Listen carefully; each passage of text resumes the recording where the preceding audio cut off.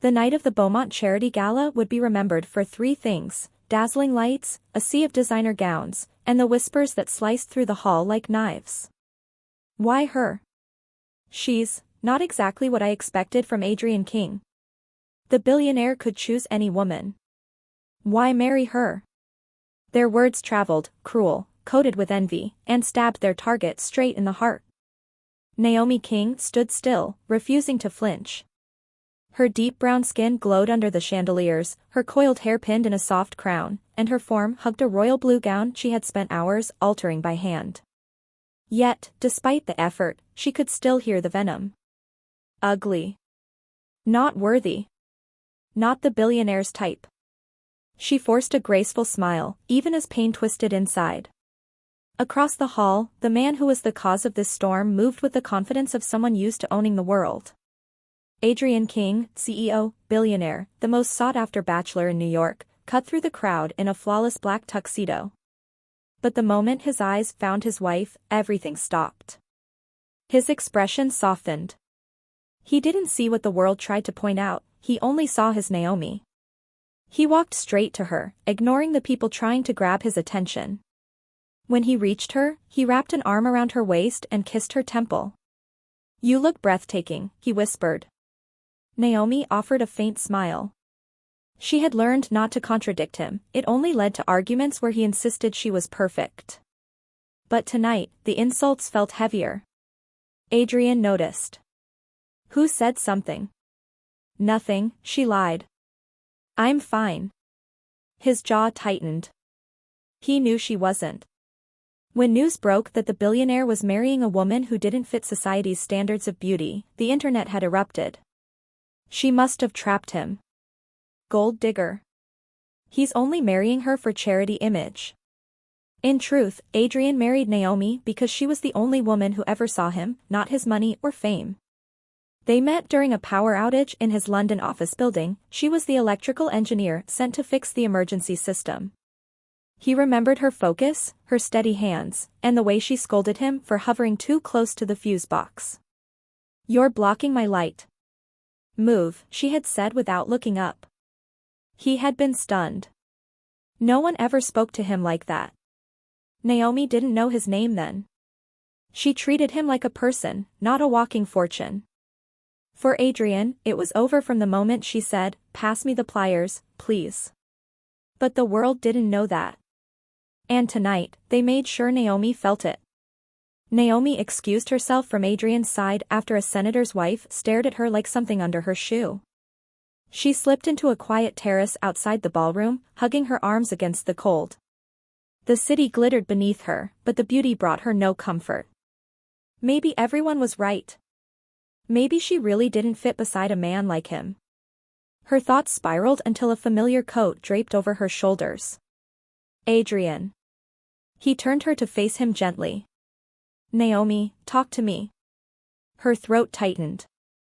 "Adrian, I don't belong in your world." His eyes hardened. "Who told you that?" "Everyone." She exhaled shakily. "I hear the whispers every day. The comments online. The stares. They call me ugly. They wonder what you see in me." His chest rose sharply. "I see the woman who rebuilt my office server during a storm while humming Beyoncé. I see the woman who eats pancakes at midnight and looks at me like I'm just a man, not a billionaire." His voice cracked. "I see the woman I love."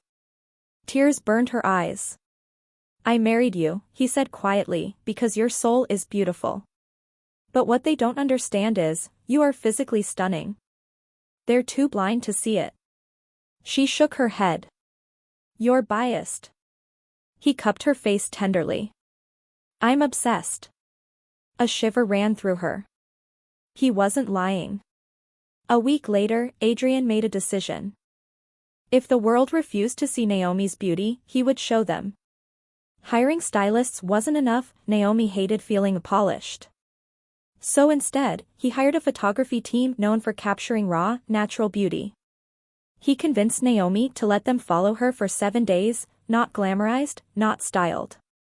Just her. Naomi watering her plants. Naomi fixing a broken toaster. Naomi laughing with her best friend. Naomi sleeping on the couch with a book over her chest. Naomi eating noodles straight from the pot. Behind the camera, she glowed. Innocent. Unfiltered. Radiant. When the photo series titled My Wife's Beauty was released on Adrian's official social page, the internet exploded. This is art. She's gorgeous. Her eyes are beautiful. Why did we ever insult her? She looks like sunlight. For the first time, Naomi saw admiration instead of cruelty. But her transformation wasn't because of makeup or expensive gowns. Her beauty shined because she finally allowed herself to believe she had it. The following month, Naomi walked beside Adrian into a major tech conference. Last time she froze under the weight of judgment. This time, she walked with her head high, radiating soft confidence, the glow of someone deeply loved. People stared again. But differently. Mrs. King, you look lovely. The photo series was inspiring. You have such a warm presence. Their tone had changed. Beauty, she realized, had never been about features. It was about presence. Spirit. Confidence. And Adrian's devotion had ignited something inside her. A week later, after a particularly exhausting press event, Naomi found Adrian sitting alone in his home office, his head in his hands. She rushed toward him. Adrian? What's wrong? He looked up, and her heart clenched. He was crying. I'm sorry, he whispered hoarsely. For not protecting you sooner. For letting the world hurt you. For letting you believe you were anything less than extraordinary. She kneeled beside him, taking his hands. Adrian. I should have fought harder.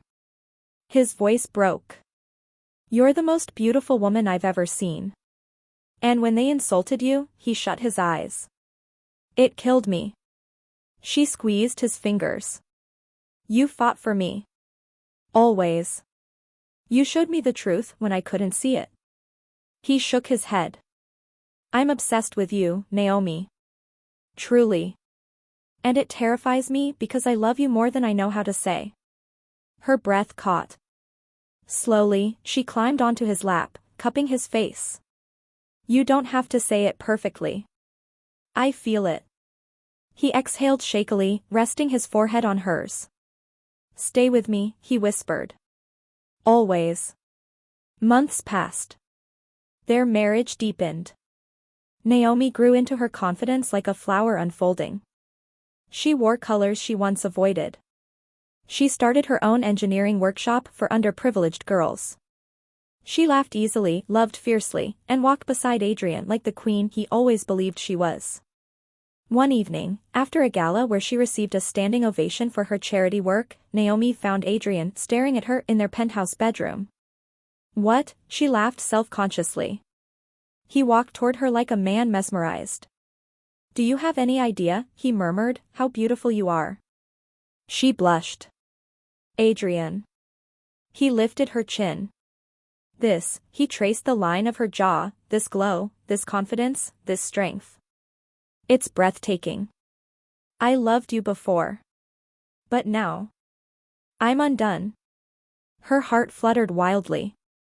She touched his chest. You saw my beauty when I couldn't. For that, I'll always love you. He kissed her gently, reverently, like she was art. When he pulled away, he whispered. They can call you whatever they want. But he brushed his thumb over her lips, I call you the most beautiful woman I have ever known. She smiled softly. And now, she whispered, so does the world.